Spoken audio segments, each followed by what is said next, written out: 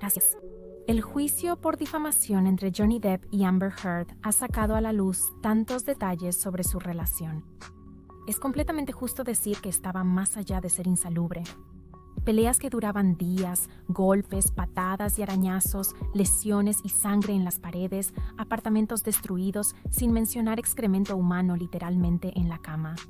Dejando de lado el excremento, creo que hay aspectos de la relación de Johnny y Amber que todos experimentan. A pesar de la dificultad de estas relaciones, parece ser aún más difícil abandonarlas, y ese fue definitivamente el caso de Johnny Depp. Así que en este video vamos a hacer un análisis profundo de su relación y desglosar los diversos factores que la hicieron no solo desastrosa, sino tortuosamente difícil de terminar. El mejor lugar para comenzar es con el diagnóstico muy crucial que el psicólogo Dr. Khoury hizo de Amber Heard.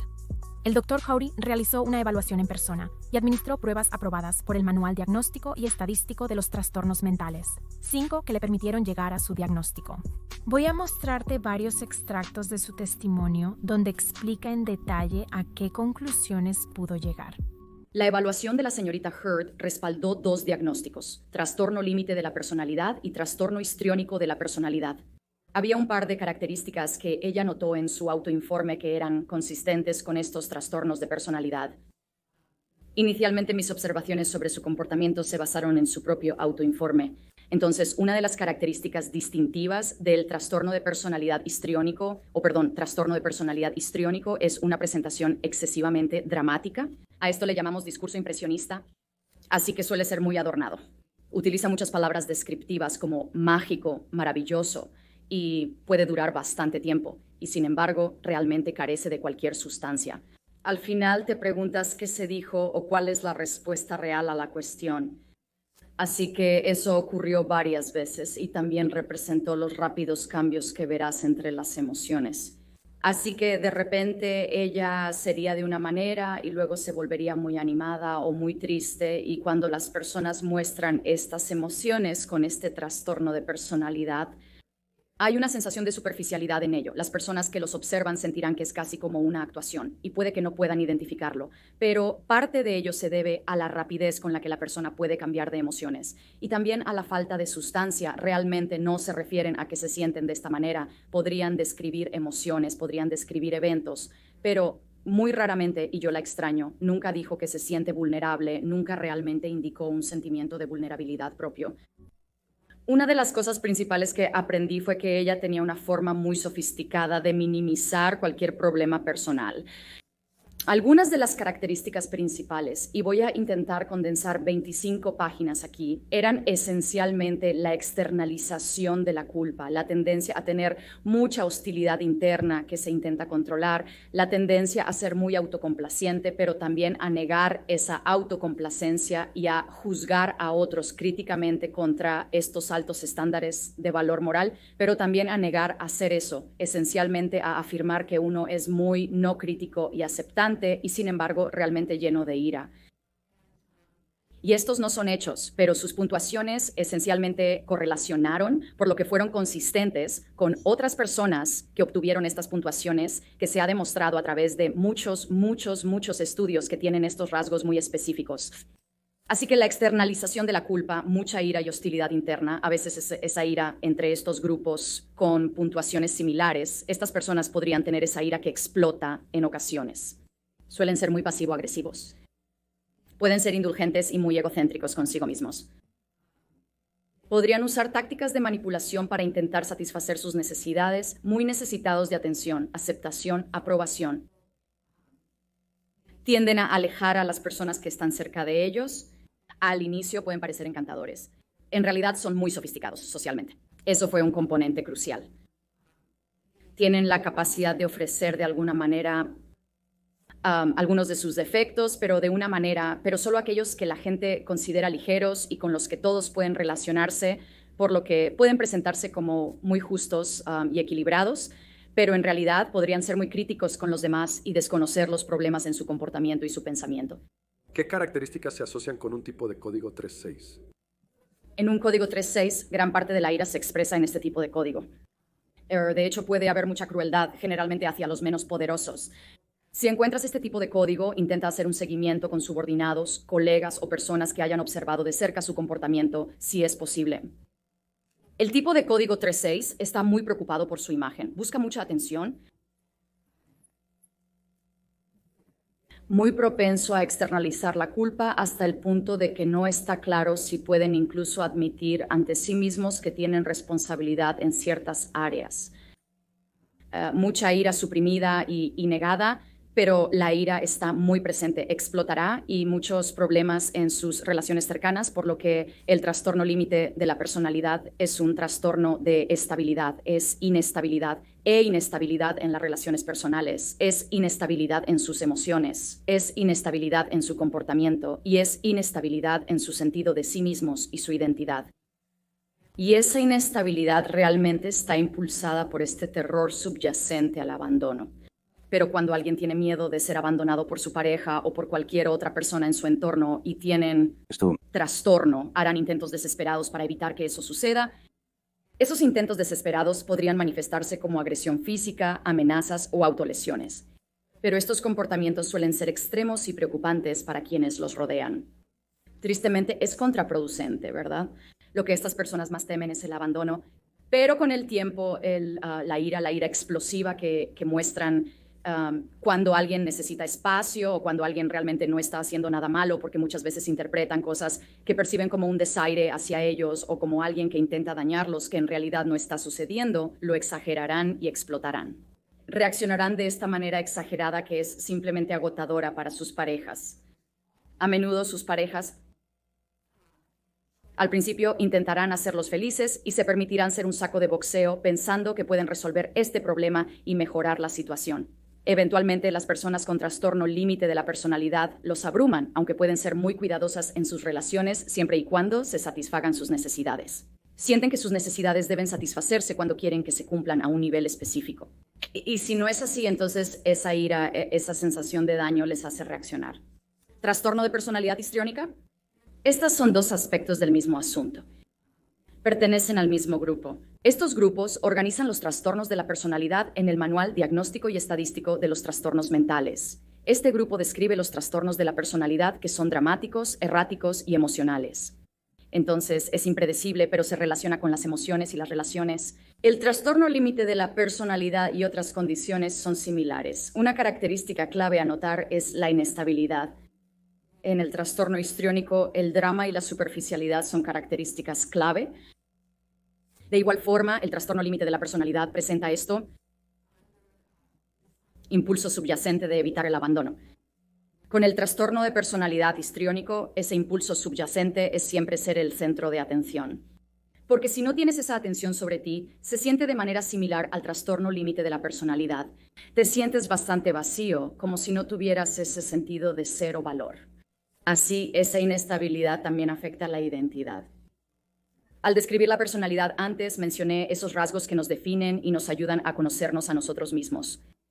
Cuando tienes trastorno límite de la personalidad, eso en realidad no es algo que comprendes. Entonces, las personas con este trastorno realmente adoptan la identidad de las personas con las que pasan tiempo, porque es reconfortante, es muy incómodo no saber quién eres. Algunas personas con este trastorno describirán una sensación de vacío cuando sienten que han sido abandonadas porque ahora no saben quiénes son en el mundo. Cuando alguien con este trastorno está en la fase inicial de enredamiento con nuevas personas y las está idealizando, a menudo asumirá las identidades de esas personas. Por lo tanto, pueden imitarlos en múltiples aspectos como su forma de vestir, intereses y manera de hablar.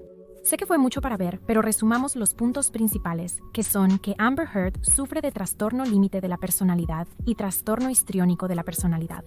Ella es hipercrítica, pero ella misma incapaz de aceptar cualquier crítica. Está llena de ira y tiene un terror al abandono. También enfrenta una profunda inestabilidad emocional, conductual y sobre todo de su sentido de identidad y de sí misma. Esto explica cómo se sentía Johnny Depp acerca de Amber al comienzo de su relación. Al comienzo de mi relación con la señorita Heard. Recuerdo, y lo que recuerdo, ella era...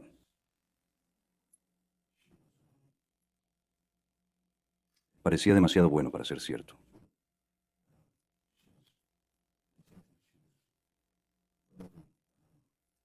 Era inteligente, amable y divertida. teníamos muchas cosas en común. Cierta música de blues y Bueno, música, literatura cosas. de esa naturaleza. Entonces, para ese año o año y medio fue increíble. Había un par de cosas que, no sé, quedaron en mi cabeza que noté que pensé que podrían ser un poco de un dilema en algún momento. Y la razón por la que las cosas parecen revelarse es porque a medida que la relación avanza y dejan la fase de luna de miel, los verdaderos aspectos de la personalidad de una persona comienzan a salir, especialmente cuando se sienten amenazados. Uno de los rasgos de Amber que se hizo cada vez más evidente con el tiempo fue su tendencia a ser excesivamente crítica. En su testimonio, Johnny Depp habló sobre su dificultad para aceptar el incremento de las críticas que estaba recibiendo. De repente parecía que no podía hacer nada bien y se dio cuenta de que estaba en una relación con alguien tan excesivamente crítica y cruel como su madre. Fue una especie de fuego rápido, una especie de desfile interminable de insultos y mirándome como si fuera un tonto y simplemente no podía. Estaba teniendo dificultades en mi mente, por supuesto, y en mi corazón, lidiando con ese tipo de embestida. Fue asombroso lo equivocado que estaba, sobre todo lo que he experimentado dentro de la industria del cine o simplemente en la vida misma. Yo, para tener una voz, en un momento dado para tener voz. Así que en un cierto punto, cuando lo que entra en tu mente empiezas a darte cuenta lentamente de que estás en una relación con tu madre, en cierto sentido.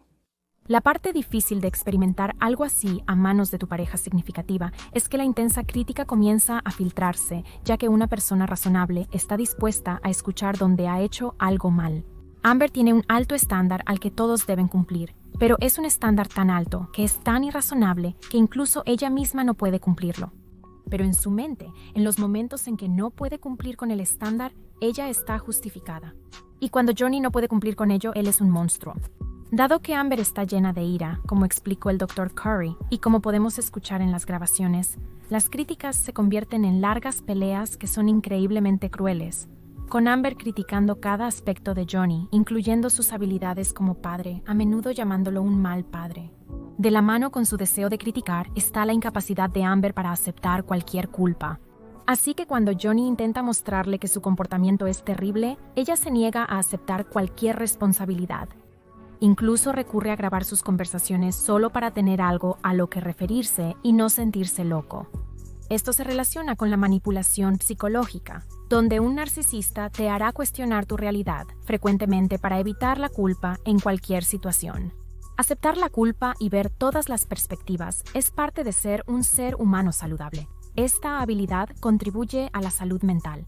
Esta habilidad te permite discernir críticas razonables y cambiar tu comportamiento para crear una mejor relación con amigos, familia y tu pareja significativa.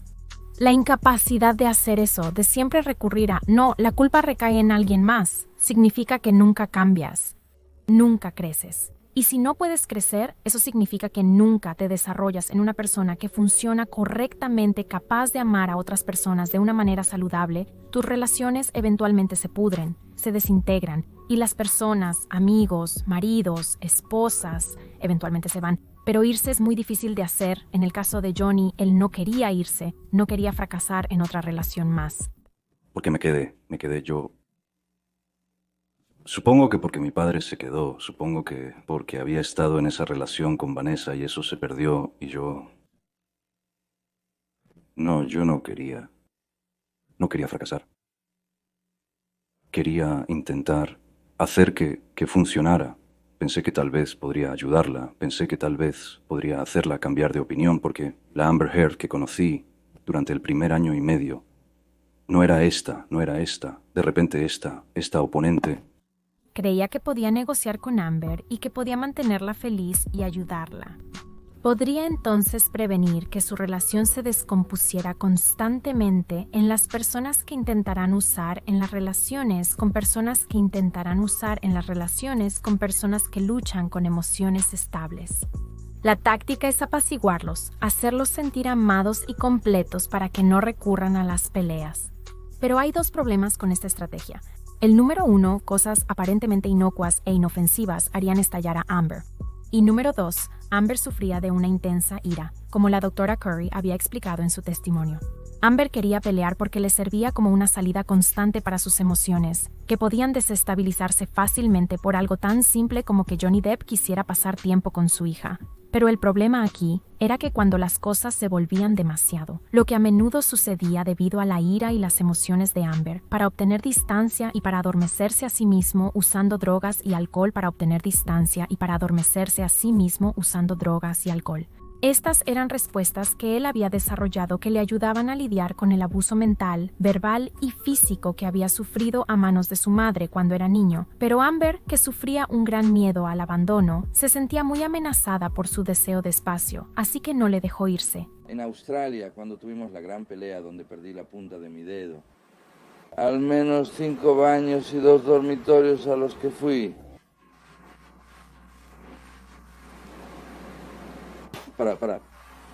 Para evitar hablar conmigo, Evitar resolverlo para no pelear. No escapas de la pelea, escapas de la solución. No, escapas de la solución. No, evades resolverlo. Al baño cada vez, escúchame. La discusión solo al ir al baño. Escúchame, la discusión solo sigue aumentando y aumentando y aumentando y aumentando. Puedo ir al baño y sentarme en el suelo. Bam, bam, bam, aquí vienes. Salgo. Lucha, lucha, lucha, loco, escalado. Me vuelvo a dividir. Voy a otro baño o habitación. Toc, toc, toc, bang, bang, bang. Seguías viniendo a buscarme.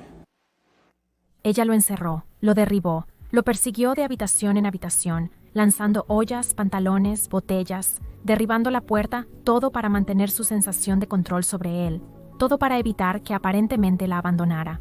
Y las peleas eran interminables, con Johnny siendo continuamente criticado, con Amber burlándose de él incansablemente, todo mientras se negaba a aceptar su parte en los problemas. Cuando Johnny intentaba liberarse de las peleas, ella no le permitía irse físicamente para tomar distancia, y él no se permitía mentalmente abandonar la relación debido a su deseo de hacerla funcionar. Negoció con ella tanto como fue posible, grabándola para que pudiera escuchar lo que estaba haciendo. Intentó hacerle ver las consecuencias de su comportamiento. Cuando él estaba a punto de marcharse, ella accedía a cambiar, pero luego volvía a una situación como esta, empujados hasta sus límites absolutos, y aún así, una situación como esta. Empujados hasta sus límites absolutos y aún así, incapaces y reacios a escapar del entorno. Entonces, ¿qué hizo que Johnny Depp finalmente se fuera desde marzo de 2015 hasta 2016? Johnny experimentó algunas dificultades importantes. Por un lado, perdió la punta de su dedo cuando Amber le lanzó una botella a su mano. Esto fue después de una larga pelea que los dos tuvieron en Australia, porque Johnny le había pedido a Amber un acuerdo post-ruptura. Y solo imagínalo, angustiado y experimentando lo que parecía ser un colapso nervioso. Johnny Depp anduvo por la casa escribiendo mensajes en las paredes con su propia sangre. Cuando finalmente lo llevaron al hospital, Amber apagó un cigarrillo en su cara. Johnny contrajo una infección en ese dedo y se sometió a varias cirugías dolorosas. Mientras su dedo aún se estaba curando de la lesión, y en altercado. En 2016, Johnny Depp descubrió que sus gerentes de negocios le habían robado millones de dólares. Habiendo escuchado recién esta noticia y aún procesando cuáles serían las consecuencias de tal pérdida, Amber comenzó a golpearlo por llegar tarde a su fiesta de cumpleaños. Finalmente, harto de este trato, Johnny decidió dejar el apartamento y tomar un poco de espacio. Unos días después, cuando decidió regresar para recoger sus cosas, descubrió que ella había dejado heces al lado de su cama. Simplemente vamos a pasar de esa. Sin embargo, la gota que derramó el vaso no fue eso, sino cuando su madre falleció un mes después. Fue el catalizador para finalmente salir de esta relación infernal. Y esto es cierto para muchas relaciones tóxicas. A menudo tienes que ser empujada completamente al límite, golpeada mucho más abajo de lo que alguna vez percibiste como tu punto más bajo, para finalmente aceptar que necesitas salir. La madre de Johnny había sido la primera mujer en abusar de él, la que le enseñó a aceptar las críticas, a guardar silencio ante el ataque, y en lugar de odiarla, él había encontrado una forma de amarla y aceptarla por lo que fuera, ya que ella no sabía hacerlo mejor.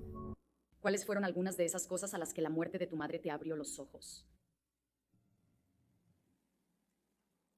Que la vida es una canción de pájaro.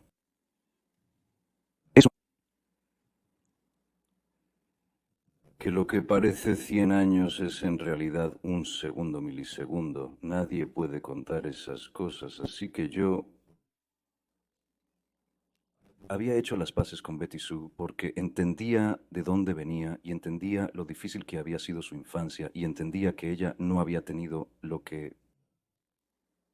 la formación adecuada o la enseñanza adecuada o el trasfondo adecuado cuando éramos más jóvenes. Le perdoné todo eso como si fuera más joven. Le perdoné todo eso. Lo haría, debería.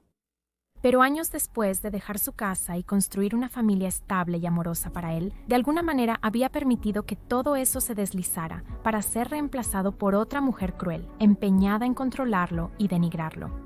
Pero incluso después de todo lo que había soportado durante su relación, le dijo a Amber que la amaba y que quería hacer este divorcio lo más fácil posible para ella. Pero poco sabía él que esto solo sería el comienzo de la verdadera crueldad de la que ella era realmente capaz.